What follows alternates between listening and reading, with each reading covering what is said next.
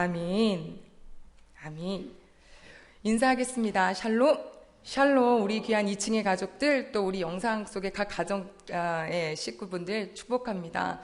아버지가 포도를 먹었습니다. 옆에 있는 아들이 어우 혀 합니다. 어머니가 그 상한 사과를 먹었습니다. 앞에 있는 딸내미가 배탈 났어요. 여러분 어떻게 생각하시나요?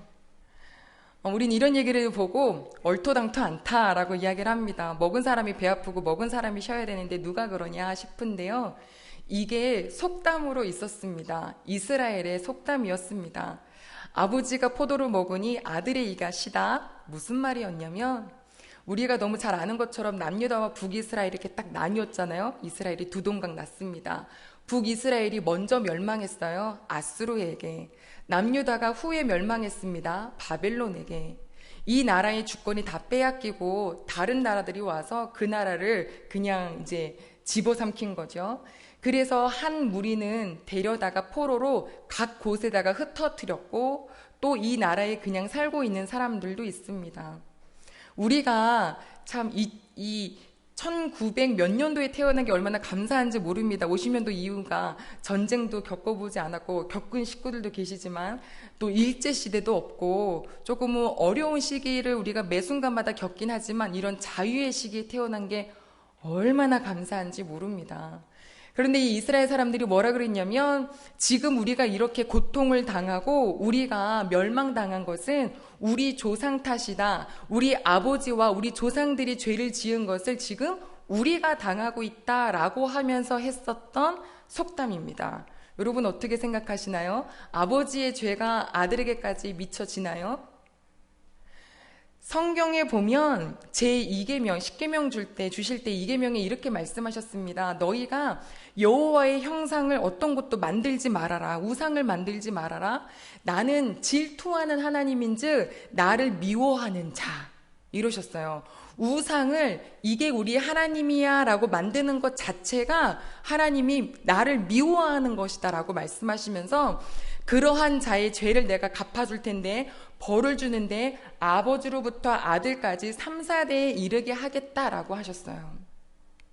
그러면 아버지가 지은 죄 때문에 아들이 또 그의 아들이 벌을 계속 받느냐라고 생각을 해보니 그 다음 구절을 우리가 놓치지 말아야 될 것이 뭐라 그러시냐면 그러나 나를 사랑하고 내 계명을 지키는 자에게는 천대까지 은혜를 베푸느니라 라고 약속하셨습니다.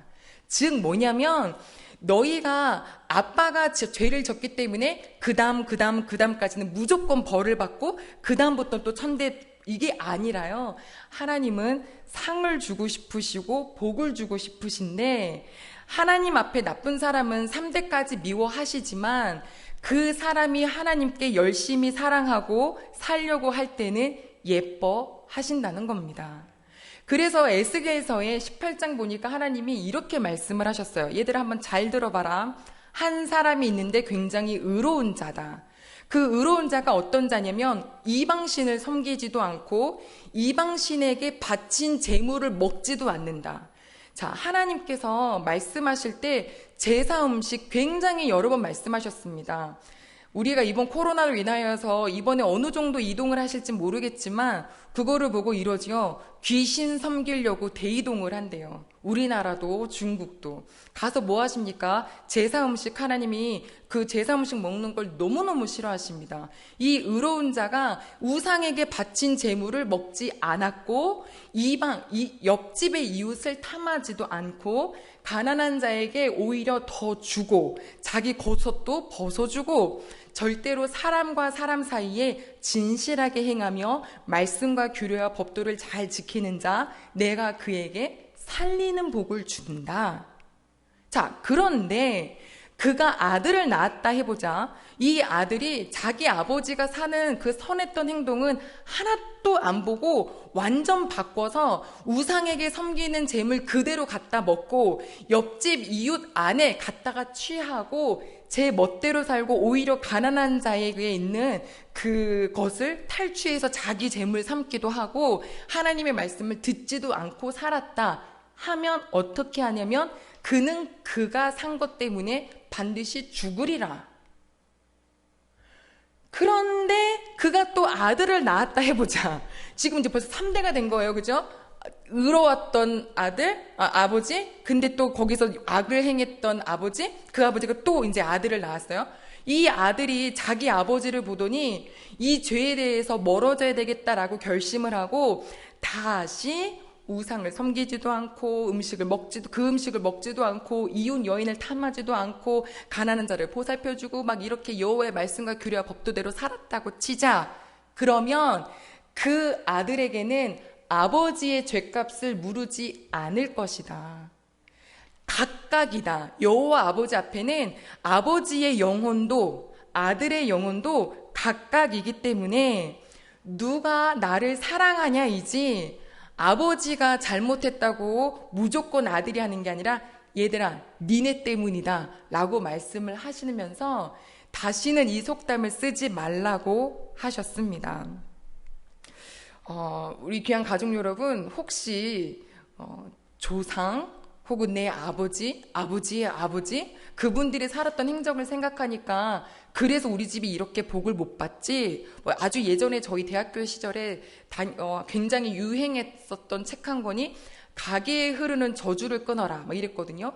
안양에 가끔 나가면 만나는 분들은 뭐냐면 인상이 너무 좋으신데 걸리는 게 하나 있다 그러죠. 뭐요? 조상이 죄를 지었는데 그거를 안 풀어가지고 그거 뭐 하면 돼요? 제사 지내면 된다 그래가지고 거기 따라가는 그런 분들도 길거리에서 가끔 뵙잖아요. 조상이 문제가 아니라 내가 여호와 앞에 잘 사랑하면 하나님이 그것으로 우리를 살게 하신다고 하셨습니다. 이거는 역으로 말하면 뭐도 될 수 있냐면 우리 아버지가, 우리 어머니가, 우리 할아버지가 하나님을 잘 사랑했기 때문에 난 당연히 상을 받을 거야. 그것도 아니라는 거예요. 내가 하나님을 엄청 사랑하니까 내 자식은 알아서 복 받겠지? 아니라는 거예요. 아버지 복은 아버지가 받았고요. 자기 복은 자기가 받아야 돼요. 우리 이 자리에 예배드리는 우리 모든 대흥교회 가족분들이 각자 하나님 앞에 1대1로 하나님을 사랑하는 식구들이 되시기를 소망합니다. 그럼 이 이야기를 왜 했냐면 지난주에 우리가 함께 나눴던 고라의 아들들에 대해서 이야기를 좀 나누기 위함입니다. 우리가 지난주에 봤습니다. 스스로 더 높아지고 싶어서 모세를 반역했지만 그것은 곧 여호와 하나님을 반역했다 그랬습니다. 땅이 갈라져서 그들을 삼켜버렸어요. 그런데 그 죄악을 보고서도 사람들이 그동안에 얼마나 그 쇠뇌를 당했는지, 왜냐면 250명의 그 이스라엘의 유력한 사람들도 고라 편에 섰던 걸 생각해 보면 백성들은 더 많이 고라 편이었던 거예요. 이튿날 이 이스라엘 온 회중이 이 모세와 아론을 찾아와서 얘기합니다. 니네가 하나님의 백성들을 죽였다고. 니네가 죽인 거라 그러면서 갑자기 아론과 모세를 치려고 하는데 그때 여호와 하나님이 뭐라 그러시냐면 임재하시더니 모세와 아론에게 니네 빨리 떠나라. 내가 순식간에 얘네들 그냥 다 멸해버릴 거다 라고 선포하셨는데 그때부터 그 이스라엘 백성들 가운데 병이 돌기 시작하는데요. 모세가 그것을 보고 놀래서 아론에게 빨리 향을 준비하십시오. 여호와 하나님께 속죄제를 드리십시오. 대제사장이니까요. 그거를 속죄제를 드리려고 향을 준비해서 백성들 가운데 딱 섰더니 그 속죄제를 드린 것을 중심으로 이쪽은 죽은 자, 이쪽은 산 자입니다. 죽은 자가 그 순식간에 몇 명이냐면 14,700명입니다. 우리 코로나로 지금 얼만큼 됐는지 사망 수치는 제가 잘 모르지만 하나님이 멸하겠다 하는 순간 속죄제를 준비하는 그 사이에 수많은 사람들이 죽어나가 버린 거예요. 그때서야 사람들이 알았어요. 이게 모세와 아론이 그런 게 아니구나. 고라가 우리한테 맨날 와서 저거 모세, 지가 높은 줄 알고 저기 있다고 막 그랬는데 그게 아니구나. 그들이 여호와께 잘못한 거구나 라는 것을 그렇게 큰 재앙을 겪고서야 알게 되었습니다. 어제는 땅이 갈라져서 삼켜버렸던 상황, 오늘은 전염병으로 한꺼번에 14,700명이 죽은 상황. 그런데 말입니다. 그 이틀 동안의 이 상황 속에 누가 살아있냐면 고라의 아들들이 살아있는 거예요. 오늘 본문 가지고 계시죠? 민수기 26장 11절 말씀 같이 보겠습니다. 민수기 26장 11절입니다. 시작. 고라의 아들들은 죽지 아니하였더라. 아멘. 앗실, 엘가나, 에비아삽. 이게 고라의 아들들의 이름인데요. 이들을 하나님이 살리셨어요. 전염병이면 불특정 다수가 될 수 있잖아요. 그때부터 야 진짜 니네 지금 이 백성들이 이런 거는 니네 어저께 아버지 니네 아버지가 이래서 그런 거야 해서 제일 먼저 고라의 아들부터 그냥 전염병이 돌게 하셨을 것 같은데 그렇게 하지 않으셨어요. 사건과 관련 없는 자들을 구원하시는 하나님을 보았습니다. 그럼 이제 그 아들들은 어떻게 살아야 할까요? 우리나라도 역사 속에서 정말 광주, 제주도, 서울 등등등 너무 아픈 사건들을 가지고 있는 나라입니다. 그 사건들을 주동했던 주동자가 있죠. 그들은 지금 살아 있습니다. 그런데 이제 사람들의 공공의 적이 되어 있잖아요. 그 자녀들은 어떻게 살까요? 내가 누구 아들이다라고 말이나 할 수 있을까요? 내가 우리 할아버지가 누구야라고 말이나 할 수 있을까요? 쥐죽듯이 조용히 살아. 이 나라에 나오기만 해봐 하는 게 우리 국민들의 마음 아닐까요? 그런데 오늘 얼마 전에 그 우리나라 참 많이 어렵게 했었던 그분의 아드님이 목사 안수를 받으셨어요. 아실 수도 있어요. 그죠? 대통령의 아드님이 목사 안수 받으셨어요. 난리 났어요. 그럴 자격이 있냐 없냐부터 시작해서 니네 가족이 어떻게 우리나라에게 했는데 막 이러는데요. 그분들이 그거 욕먹을 거 감수 안 했겠어요? 그런데 되어 계세요. 그걸 교회가 품었어요. 여러분 혹시 우리 교회에 전모 대통령의 아드님이 오시면 품어주시겠어요? 아유, 사랑이 많으십니다. 우리가 뭐라고 누구를 갖고 정죄를 하고 너는 들어와도 된다 안 된다 이걸 하겠어요. 그분이 그렇게 됐어요. 그럼 고라의 아들들은 어떻게 됐냐고요. 보통 힘든 게 아니더라고요. 27장에 가보면 어떤 여인들이 모세와 아론에게 현재 자기 상황을 말하기 위해서 왔는데 거기에다가 뭐라고 비유하냐면 모세와 아론이요 우리 아버지가 죽었는데요 고라의 무리에서 죽은 거 아니에요. 이렇게 얘기하는 거예요. 즉 계속 저 집이 고라 집안이야. 저 집이 제가 고라 아들이야. 이건 거예요. 이 사람들이 죽은 듯이 살았냐? 그런데 하나님이 그렇게 안 하시더라고요. 그대로 레위 지파 속에 그 고라 자손을 세워주셨고 성소에서 하나님을 섬기도록 해 주셨더라고요.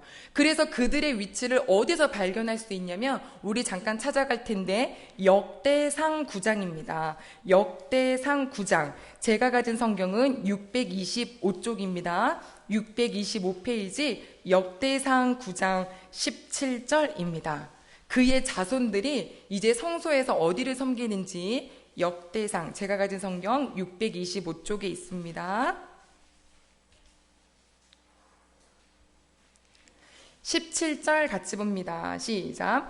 문지기는 살룸과 악굽과 달몬과 아히만과 그의 형제들이니 살룸은 그 우두머리라. 아멘. 자, 여기 살룸이 문지기의 우두머리래요. 근데 그 살룸이 누구냐면 19절 같이 볼까요? 19절입니다. 시작.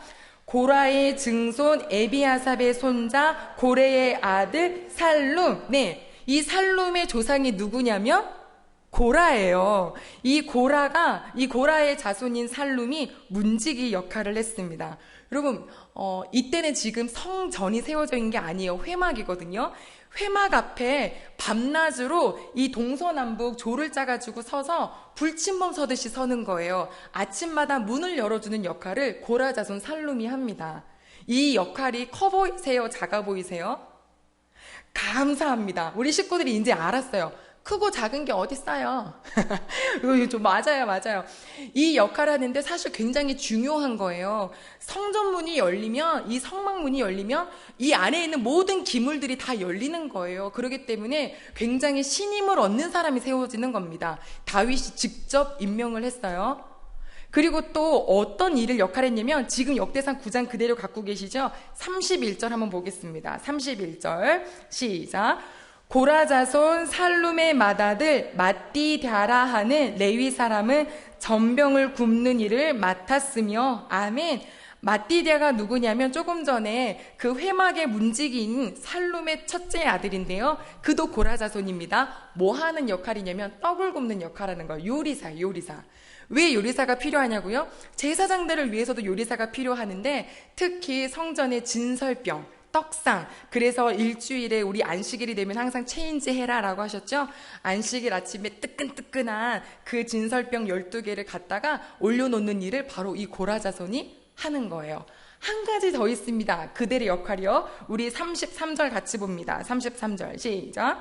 또 찬송하는 자가 있으니 곧 레위 우두머리라. 그들은 골방에 거주하면서 주야로 자기 직분에 전념함으로 다른 일은 하지 아니하였더라. 네, 찬송하는 자가 있으니 레위 우두머리라 했죠. 그 찬송하는 자의 이름이 우리 역대상 6장에 나와요. 잠깐만 가보겠습니다. 역대상 6장입니다. 찬송하는 사람들, 역대상 6장입니다. 역대상 6장 33절 말씀을 우리 같이 읽겠습니다. 33절입니다. 시작. 직무를 행하는 자와 그의 아들들은 이러하니 그앗의 자손 중에 해마는 찬송하는 자라. 됐습니다. 네, 그앗이 누구냐면 고핫이에요. 고핫은 누구냐면 고라의 증조 할아버지예요. 자, 여러분, 일단 잠깐만 우리가 생각을 해봤을 때 찬양단, 성가대 언제 시작했을까 궁금하지 않으세요? 그게 오늘 성경에 나와 있는데 31절입니다. 역대상 6장 31절 같이 읽겠습니다. 시작. 언약궤가 평안을 얻었을 때에 다윗이 여호와의 성전에서 찬송하는 직분을 맡긴 자들은 아래와 같았더라. 네, 언약궤가 사울 왕이었을 때는 다른데 그냥 버림마다 있었어요. 그런데 다윗이 왕이 되면서 그 언약궤를 하나님의 회막으로 가져다 두었습니다. 너무 잘 아시죠? 그 언약궤 들어올 때 막 신나가지고 춤추다가 옷 벗겨진지도 모르고 그랬던 그 언약궤가 회막에 딱 들어서자 이제 다윗이 생각을 했어요. 우리 이 회막에서 항상 여호와께 찬양하는 자들을 세워야겠다라고 해서 다윗이 제일 먼저 세웠습니다. 그리고 그 찬양하는 사람들의 리더자가 3명인데 그 중에 가장 또 그들 중에 리더자가 해만이에요. 그 해만에 대해서 오늘 성경 33절부터 39절까지 무슨 얘기가 나오냐면 해만의 아버지는 그의 아버지는 그의 아버지는 아버지는 아버지면서 막 위로 올라가요. 그 올라가면 누가 나오냐면 누가 나올까요? 그렇죠. 고라가 나오죠. 지금 누구 얘기하고 있어요? 고라의 아들들 얘기를 하고 있잖아요. 하나님께서 반역했었던 그 고라를 그 고라에게까지 끝나지 하나님을 찾는 아들들의 자손들에게는 하나님의 일을 계속 맡겨셨다라는 거죠. 아마 고라는 이렇게 얘기했을 거예요. 아니, 고라의 아들들이 자기 자녀들에게 얘들아 지금 너가 나가면 욕하지 수근수근 거리지 제가 고라의 손자야 제가 고라의 아들이야 이렇게 욕먹지 근데 어쩔 수 없어 우리가 그렇게 굉장히 악한 일을 했어 근데 괜찮아 괜찮아 그리고 그냥 겸손해라 하나님 아버지 앞에는 작은 일도 없고 큰 일도 없어 역할이 다른 것뿐이야 맡은 일에 전념해라 충성해라 그거면 된다 하나님은 그런 충성하는 사람을 칭찬하신다 이름이 높아지냐 낮아지냐 신경 쓰지 말아라 아침에 앞에서 안녕하세요 라고 인사해 주시는 그 문 앞에서 맞이해 주시는 분도 너무너무 소중하고 아무도 모르게 몰래 혼자 오셔가지고 성전을 구석구석 닦고 가시는 분도 소중하시고 다 각자 크고 작은 게 아니라 임무이지 그것을 기쁨으로 하시는 분들 또 교회를 위해서 중보하는 자들 다 제 역할만 하면 된다 이 말씀을 하나님이 해주시는 거니까 우리가 얼마나 자유를 느끼는지 모릅니다. 우리 모든 가족 여러분, 주님 아버지 앞에서 어떤 역할을 맡으시든지 간에 자유하시고 또 그것을 주님 섬기듯이 하실 수 있는 건강한 우리 신앙인들이 되시기를 소망합니다. 찬양 얘기가 나와서요. 오늘 그 찬양 얘기를 좀 더 하려고 합니다. 찬양은 누가 부르는가 봤더니 하나님을 경험한 사람들이 찬양을 불러요. 고라 자손이 찬양하는 사람들이 됐다 그랬죠. 시편에 보면은 고라 자손의 시 이게 있어요. 그들이 그 시를 적은 거를 막 보다 보면 하나님을 경험한 게 나와 있는데 특히 84편에 보면은 이런 구절이 있습니다. 주의 성전에서의 한 날이 다른 날에서의 첫날보다 좋습니다. 이러기도 하고요. 또 내가 악인의 장막에 거했다는 것은 뭔가 그거 대접받는다는 거잖아요. 그죠? 내가 악인의 장막에 거하는 것보다 성전의 문지기로 있는 것이 좋습니다. 라고 이야기를 해요. 그들이 문지기 역할을 했으니까요. 이거를 돌면서 하나님을 찾을 수 있고 하나님은 나에게 빛처럼 임재해 주셨고 여호와를 의지하는 자에게 복을 주시는 하나님 하면서 그들의 삶을 고백하고 있더라고요. 찬양은 아무나 못 불러요. 저 고등학교 때 수학 선생님이 연애 얘기 해주셨거든요. 영어 선생님 좋아하셨더라고요. 그런데 그 영어 선생님이 굉장히 신앙심이 깊은 분이었어요. 그래서 주일날 그 교회 앞에 딱 기다리고 서 있다가 같이 따라 들어갔대요. 그래서 들어갔는데 깜짝 놀랐답니다. 책을 펼치는데 뭐 노래를 하긴 하는데 4절까지 있더래요. 그래서 그래 할 수 있지 했는데 설마 했는데 4절까지 부르더래요. 그래서 기겁을 했는데 한 장이 끝이 아니라 계속 몇 곡이고 부르더랍니다. 넉다운이야. 난 질렸어. 그 얘기를 하시는데 저희가 막 웃으면서 들었거든요. 그때는. 근데 지금 생각해 보니까 찬양은 정말 그냥 입이 있다고 찬양할 수 있는 게 아니구나. 요즘 마스크 때문에 여러분 우리 맨날 오면은 뭐라 그러냐면 소리내어 하지 마십시오. 통성으로 뭐 하지 마십시오. 이러거든요. 그러다 보니까 지금 찬양하는 게 굉장히 어려운 시대가 되었잖아요. 그것 때문은 아니겠죠. 혹시 우리 식구들 찬양하다가 귀찮어. 찬양하다가 입이 탁 닫혀지시는 분들 계시나요? 나의 영혼을 좀 살피셨으면 좋겠습니다. 내 영혼이 오죽하면 찬양도 못하는 사람이 되었나? 네. 돌아보시고 하나님 내 입술을 열어 주시옵소서. 왜냐하면 찬양의 권세가 어떤지 이제 우리가 살필 거거든요. 세상에 나 같은 사람을 알아주시고 이름도 아시고 내가 힘들어서 낑낑거리고 있으면 내 주위에 있는 사람들은 아무도 모르고 가족도 모르고 식구도 모르는데 하나님은 알아주셔서 위로해 주시고 이렇게 좋으신 하나님을 알면 어떻게 찬양을 안 할 수가 있겠어요. 하나님께서 이사야 말씀에 내가 사람을 지은 목적은 나를 찬양하기 위함이다 이러셨어요. 하나님께서 사람을 지으신 거는 찬양하기 위함이래요. 여러분 찬양이 뭐냐고 물으신다면 뭐라고 대답하시나요? 찬양이 뭐예요? 그러면 어렵게 생각하지 마시고요. 높여드리는 거예요. 이거예요. 그래서 북한은 누구를 찬양하죠? 김일성 찬양 뭐 이런 거 하잖아요. 그죠? 아주 오래됐지만 김일성 찬양집. 여러분 교주들 다른 이단들 보세요. 다 누구 찬양하는지 아세요? 그 교주 찬양해요. 제가 오늘도 그 찬양 하나 들어봤거든요. 만민 위에 탄생하신 만이왕을 송축하라 막 이러는데요. 그래서 내가 만이왕? 그래서 이자를 빼고 이만이왕을 송축하라 막 그리고 나를 위해 오신 막 이러면서 아무튼 막 그래요. 예. JMS 정명석도 자기를 찬미했고요. 예, 웬만한 교수들은 다 자기를 높이래요. 근데 우리는 지난주에 봤잖아요. 내가 높아지고 내가 칭찬받으려고 하는 순간 그게 함정이 돼서 엄청 나락으로 떨어집니다. 이거 절대 넘어가지 마십시오. 찬양은 오직 누구? 여호와 한 분입니다. 그래서 우리가 찬양할 때 가사 잘 봐야 돼요. 만민 위에 많이 버려야 되고요. 오직 여호와를 찬양하는 것을 보셔야 합니다. 찬양에는 권세가 있습니다. 우리가 말씀의 권세는 너무너무 잘 알죠. 여호와 하나님의 말씀으로 선포한다. 예수님도 말씀으로 마귀를 물리치셨죠. 그런데요, 이 말씀은 전쟁도 승리하게 합니다.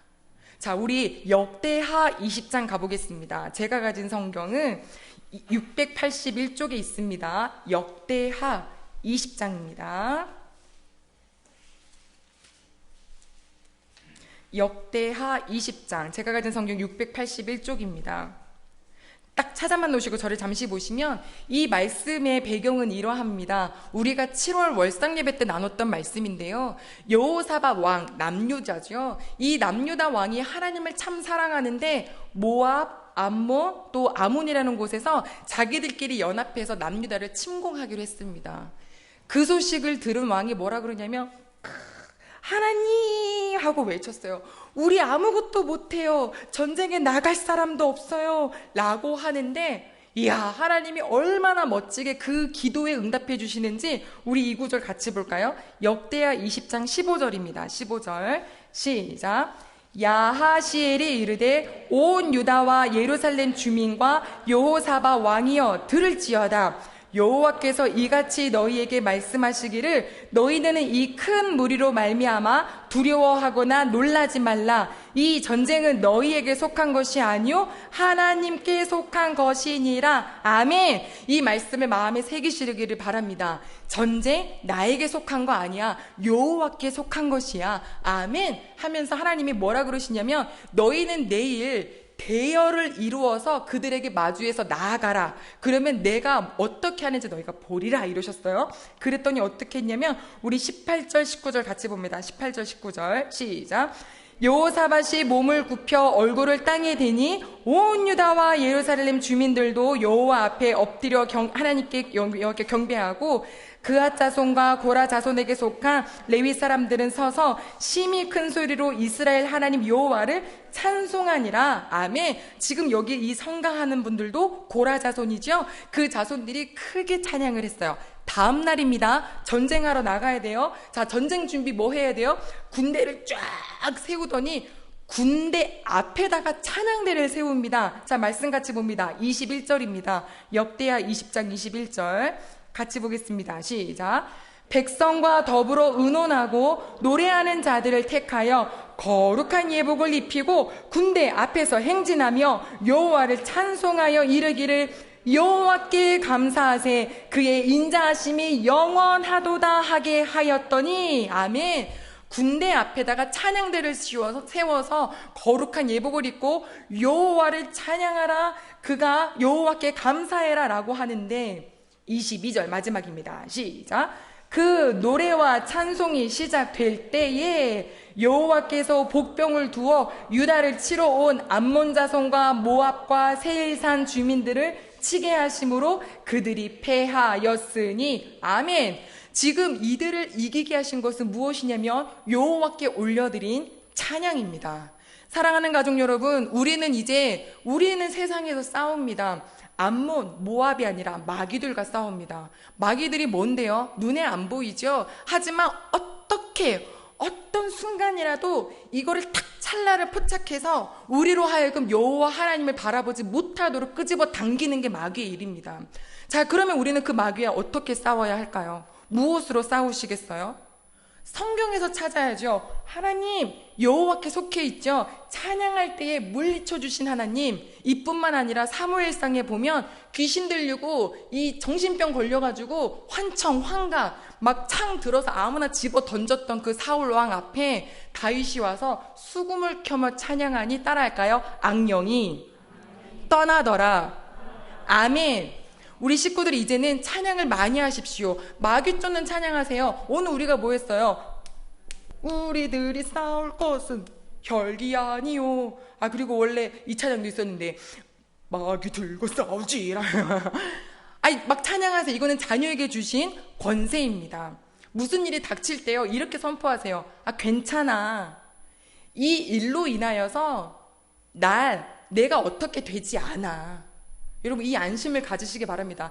이 일을 통하여서 내가 어떻게 되지 않아. 그리고 내가 뭘 어떻게 할 수도 없어. 그러면 누구를 의지해야 되겠어요? 하나님을 의지해야죠. 이 싸움은 여호와께 속했다 그랬으니까 나는 하나님을 의지할 거야. 승리로 이끄시는 여호와 하나님 하시면서 찬양의 권세를 누리는 우리 모든 가족들이 되시기를 소망합니다. 더 나아가서 찬양은 치유하게 하십니다. 아프리카 추장들 주웅들 똑같나요? 마치 성대모사를 했는데 A나 B나 똑같은 것 같은 느낌입니다. 지금 이 사람들 지금 다 뭐 하고 있는 거냐면 자기 신을 불러요. 뭐 해달라고요? 자기 보호해달라고요. 재작년부터인가요? 아주 우리나라가 지금 노래로 들썩들썩하죠. 텔레비전 프로그램 보면 알거든요. 한때는 갑자기 강아지 프로그램으로 도배를 한 적이 있었어요. 뭐 열기만 하면 다 강아지랑 관련된 프로그램. 예, 그래서 반려견에게서 위로를 얻었더니 이제는 막 노래로 막 트롯이 난리가 나고 이쪽에서 막 BTS 막 난리가 나고 왜 이렇게 좋아하나요? 그분들이 그냥 좋아하진 않아요. 위로를 받는데요. 정 누군가요? 그 요즘에 많이 컸던데요. 그 중학생 그 친구가 노래를 하는데 어른들이 눈물을 흘려요. 저 아이가 무슨 뭘 겪었다고 내 마음을 울리나 이러면서 막 위로를 받잖아요. 세상에 하나님께 찬양하는 것은 오죽하겠어요.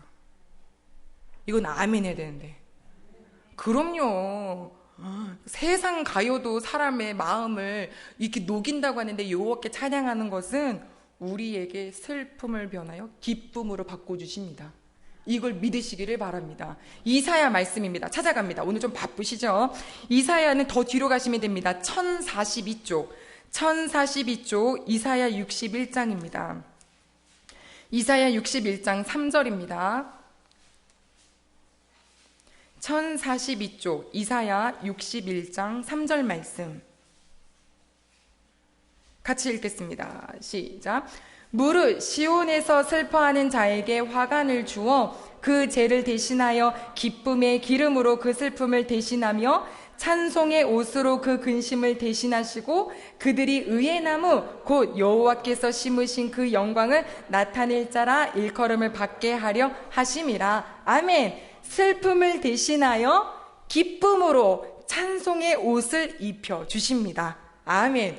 저도 이날을 잊어버릴 수가 없어요. 늘 찬양의 위로를 받지만 아 진짜 이제는 내 주변에 나를 보호해 줄 분이 없구나라고 생각했던 순간이 있었어요. 정류장에 서 있는데 멍해지더라고요. 정말 멍 하고 있는데 갑자기 뭐가 툭 하고 올라왔냐면 주께서 나의 슬픔을 변하여 기쁨 되게 하시고 하는 게 여기서 톡 하고 올라오는 게 주일학교 찬양이거든요.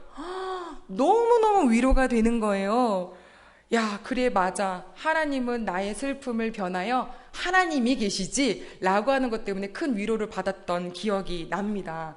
우리 식구들도 매 순간마다 그런 찬양이 올라와서 우리 식구들을 위로해 주시고 또 케어해 주시는 것을 경험하기를 소망합니다. 근데 그러려면요, 찬양이 담겨 있어야 되겠더라고요. 왜 말씀도 그러잖아요. 말씀을 먹고 읽고 지금 우리가 말씀의 숲을 하고 있는데 아 목사님 읽기는 읽는데 다 잊어버려요. 괜찮아요. 괜찮아요. 지금은 잊어가면서도 먹는 거예요. 이 먹고 먹을 때 성령님의 순간에 툭 하고 튀어나와서 나로 하여금 의의 길로 인도해 주시거든요. 그걸 믿고 먹는 거잖아요. 그러면 먹었으니까 생각이 나는 것처럼 찬양도 우리가 평상시에 찬양을 해서 마음에 좀 담아놔야 무슨 일이 생길 때 찬양이 툭 하고 떠오르지. 찬양을 안 불러서 마음에 씻어도 눈 씻어도 찾아볼 수가 없으면 어떻게 그게 생각나게 하시겠냐 이거죠. 우리 귀한 가족 여러분들이 평상시에 찬양을 많이 부르셨으면 좋겠습니다. 그래서 찬양을 하면 빛이 싹 들어오는 거거든요. 빛이 들어오면 그 순간 어둠은 물러갈 수밖에 없어요. 귀신이 떠나가면 무슨 말이에요? 마음이 바뀐다는 거죠. 마음 바뀌면 뭐도 바뀌어요? 인상도 바뀌어요. 제가 영화 봤는데 깜짝 놀랬다 그랬잖아요. 야 진짜 어떻게 저렇게 근사해지셨지? 저분이 엄청 험악한 배우였는데 알고 봤더니 주 여호와를 정말 만났더라고요. 그 세월 속에 그 젊었을 때의 인상은 사라지고 너무너무 근사한 인상으로 바뀌어지셨더라고요. 하준호라는 분이 있어요. 자, 여러분 이거 보세요. 이 찬양은 이렇게 우리를 치료해 주시니까 하나님이 뭐라 그러셨냐면 찬양해라. 나는 나를 찬양하라고 불렀다. 하나님을 찬양하면 하나님도 기쁘시지만 나도 기쁘다는 거죠. 아, 이럴 때 이제 이런 얘기 할 수 있어요. 근데 제가 찬양을 너무 못 불러서. 제가 맨날 하는 얘기거든요. 제가 찬양을 못 불러서. 그럼요. 다들 인정하시잖아요. 못 부르는 건 있을 수 있어요. 희선이가 지금, 화선이가 이렇게 웃었어요. 저 어떻게 해야 돼요? 참을까요? 예, 노래 잘한다 못한다 소리가 올라간다 안 올라간다 뭐 이런 거 있을 수는 있지만요. 혹시 이런 표현 들어보셨나요? 나 찬양 망쳤어. 찬양을 망쳤으면 안 망치면 뭐 성공한 건가요? 예전에 어떤 권사님이 우리 교회 말고 앞에 오셔갖고 대표 기도를 하시는데 기도하신 다음에 내려가시면서 오늘 대표 기도 망쳤어, 이런 분이 계셨거든요. 그러면 도대체 그 기도 누구한테 하신 거예요? 하나님한테 한 게 아닌 거예요. 누군가 잘 보이고 싶었던 사람이 있었던 거죠. 찬양도 마찬가지예요. 우리가 찬양은 누구에게만 하는 거냐면 여호와 하나님께 드리는 거예요. 자, 찬양을 드릴 때 팁 하나 알려드릴게요. 이미 알고 계시지만 일단 찬양은 가사가 중요합니다. 이 가사를 마음에 담으시기를 바랍니다.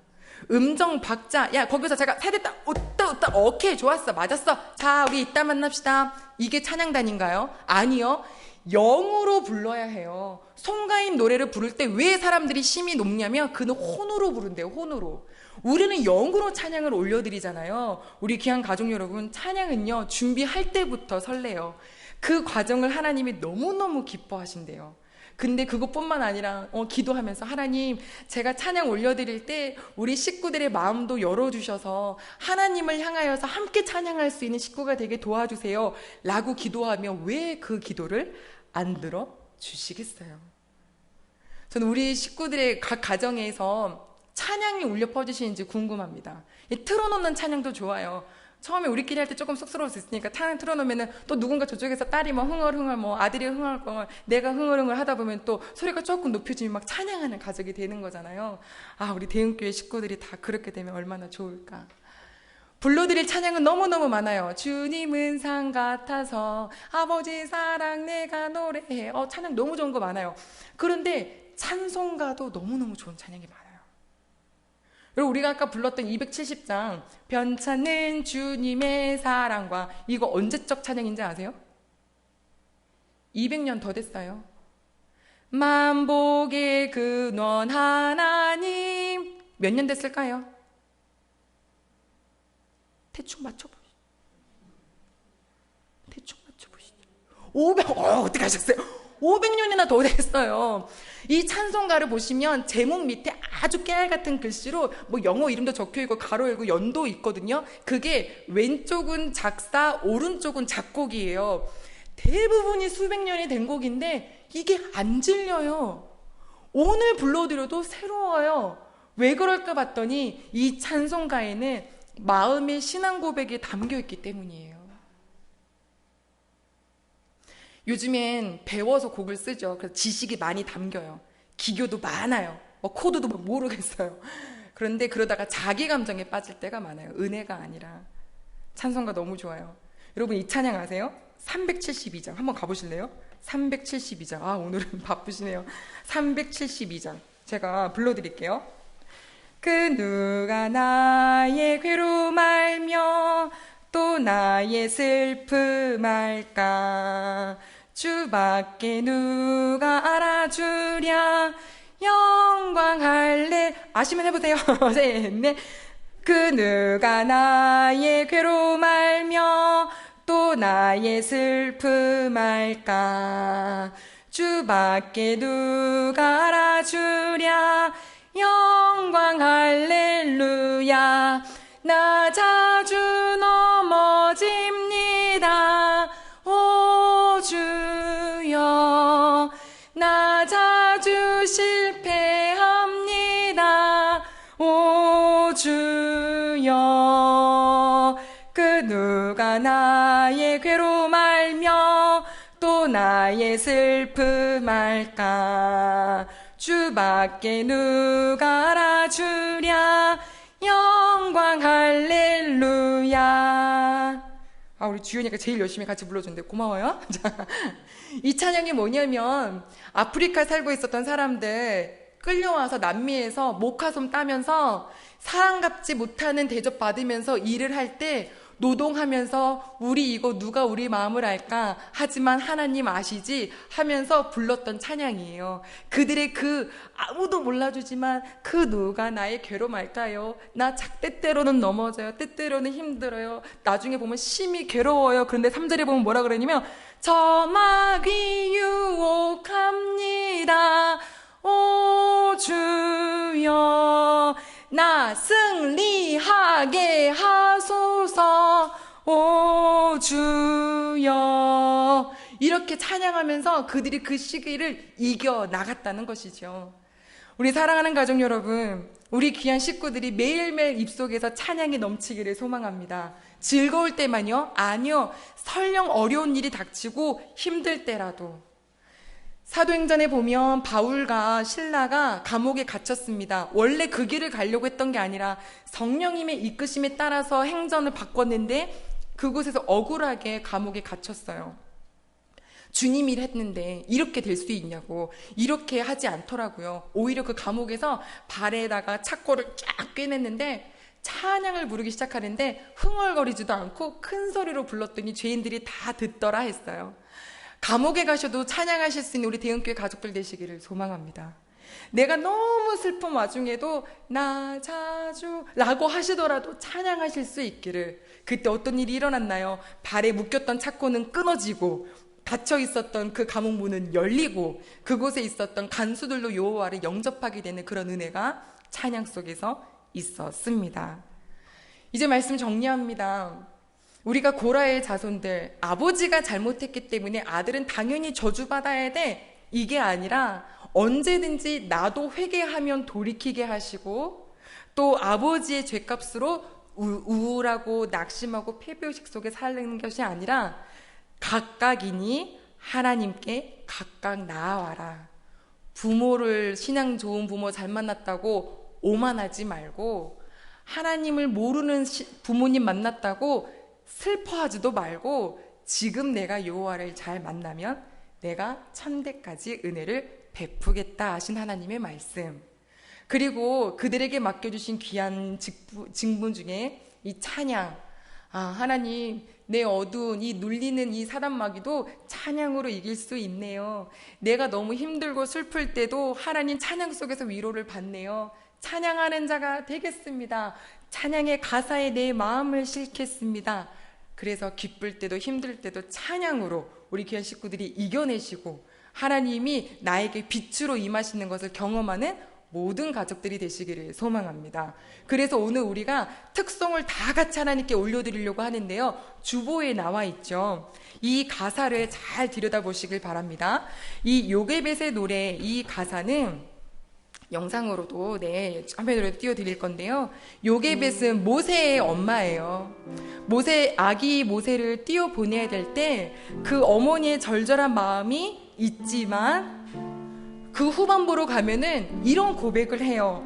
너의 삶의 참 주인이시고 너의 진짜 부모이신 하나님께 너의 삶을 맡긴다 라고 하며 주님을 선포합니다. 우리 이 시간에 또 나도 그런 사랑받고 있음을, 우리 자녀들이 하나님의 사랑을 받는 식구들이 되기를 대흥교회 모든 식구들을 위하여서도 생각하시면서 이 찬양 같이 올려드리겠습니다.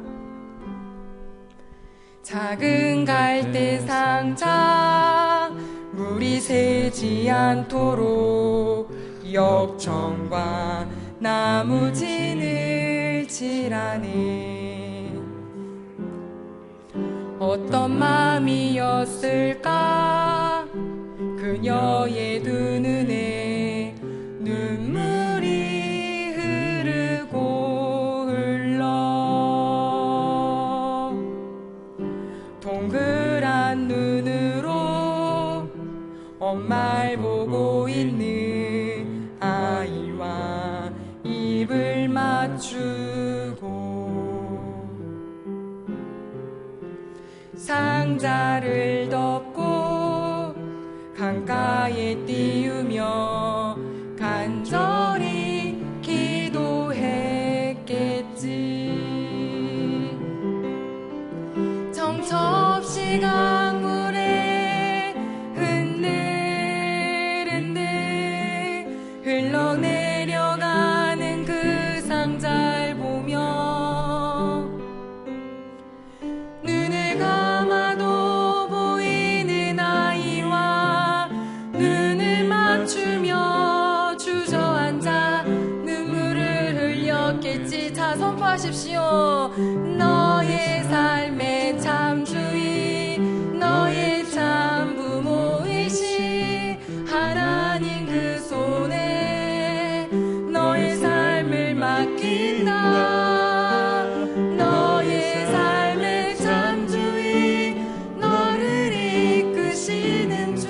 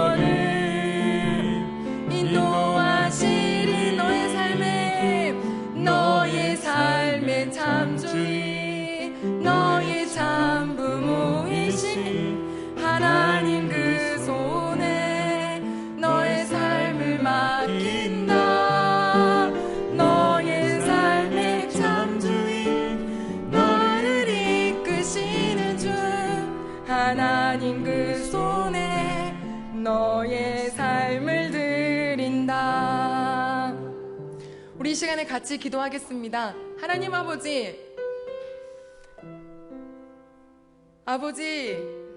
저의 삶도, 우리 귀한 가족의 삶도, 나의 자녀의 삶도, 하나님 우리 대흥교회 모든 식구의 삶도 주님께 맡겨드립니다. 주님이 인도하시지요. 하나님이 사용하시지요. 하나님이 세워주시지요. 하나님 보호하시지요. 그거 모르고 두려워서 떨어서 사단마귀의 소리에 하나님 옴쪽달싹 못하고 찬양도 못하고 선포도 못하고 마음 닫혀 있고 입 닫혀 있었던 저희들의 마음을 용서하여 주시옵고, 이 시간에 하나님 선포합니다. 나는 주님의 사람이며 나는 여호와를 선포할 것이며 여호와께 감사할 때 하나님 아버지여, 이 시간에 모든 묶였던 것은 다 풀어지는 역사가 있게 도와달라고 우리 시간 다 같이 하나님께 기도하겠습니다. 하나님 아버지여, 감사합니다. 하나님 우리 대흥의 모든 식구들에게 하나님 만나주셔서 감사합니다. 하나님 아버지의 어려움으로 자녀가 겪지 않아요. 우리 모두 각자입니다. 하나님 이 자리에 예배드리고 있는 우리 어린아이가, 우리 귀한 학생들이, 우리 귀한 청년 가족들이, 하나님 아버지 우리 귀한 어른분들이, 하나님 우리 영상으로 아버지 각 가정에서 드리는 식구들이, 하나님 2층의 가족들이요, 하나님 아버지여 찬양의 권세를 누리게 하여 주시옵소서.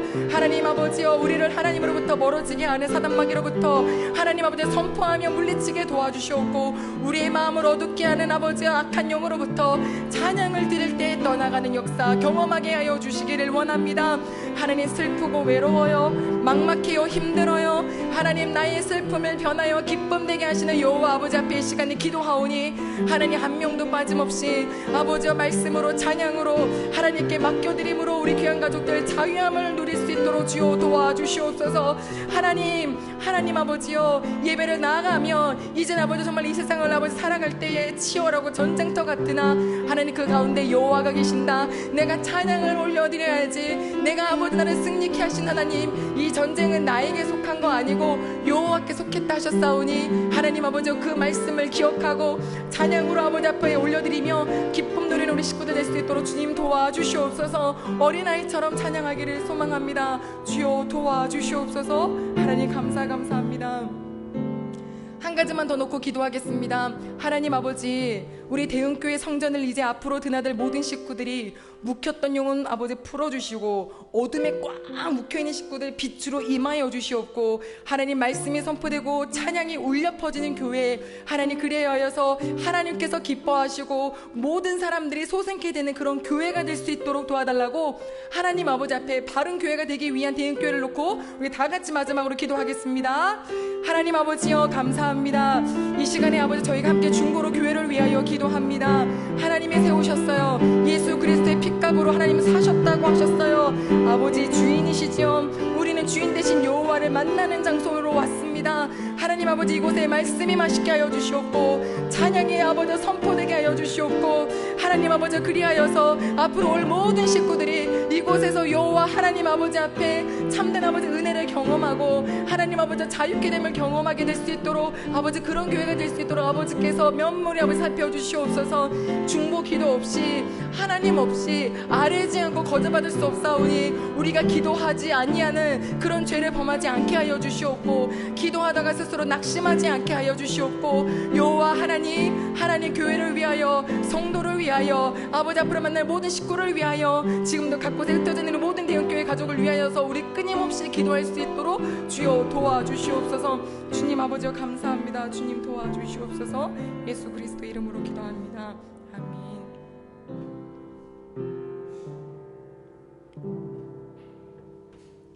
여호와 나의 하나님 아버지, 여호와 우리 여호와 하나님 아버지 감사합니다. 우리 대흥의 식구들과 함께 이 시간 예배를 드리며 말씀을 통하여 내가 하나님을 사랑하면 내가 너에게 복을 준다. 아버지여, 이 말씀이 지금 이 자리에 있는 모든 식구들에게 묵혀있는 식구들, 우울했던 식구들, 혹은 죄책감에 있었던 식구들, 자격지심에 있었던 식구들 다 치료케 되는 역사가 있을 줄로 믿습니다. 찬양은 우리에게 하나님 빛으로 임하게 하시는 여호와의 권세이오니, 사단마귀 자꾸 내 옆에서 하나님 바라보지 못하게 할 때마다 깨어서 찬양으로 선포하게 도와주시옵소서. 위로와 슬픔 이거 아무 데서나 찾을 수 없습니다. 여호와여 찬양 올려드릴 때에 슬픔을 기쁨으로 바꿔주시고 슬픔을 찬송의 옷으로 바꿔주시는 여호와 하나님, 우리 대흥교회 모든 가족들이 오늘 이 시간 또 일주를 한 주를 시작할 때에 그곳에서 찬양의 권세를 마음껏 누릴 수 있도록 주님 도와주시옵소서. 이제는 우리를 사랑하셔서 예수 그리스도 정말 이 땅에 보내주신 여호와 하나님의 사랑하심과 그 십자가 너끈히 지시며 우리를 위하여 구원의 길을 열어주신 예수님의 은혜와 하나님 말씀을 생각나게 하시고 찬양을 생각나게 하셔서 우리로 하여금 승리의 길, 의의 길로 인도해 주시는 성령님의 은총이 지금 예배드리는 이 자리의 식구들, 또 2층의 가족들, 각 가정에 있는 모든 식구들에게 영원히 함께 하시기를 간절히 축원하옵나이다. 아멘.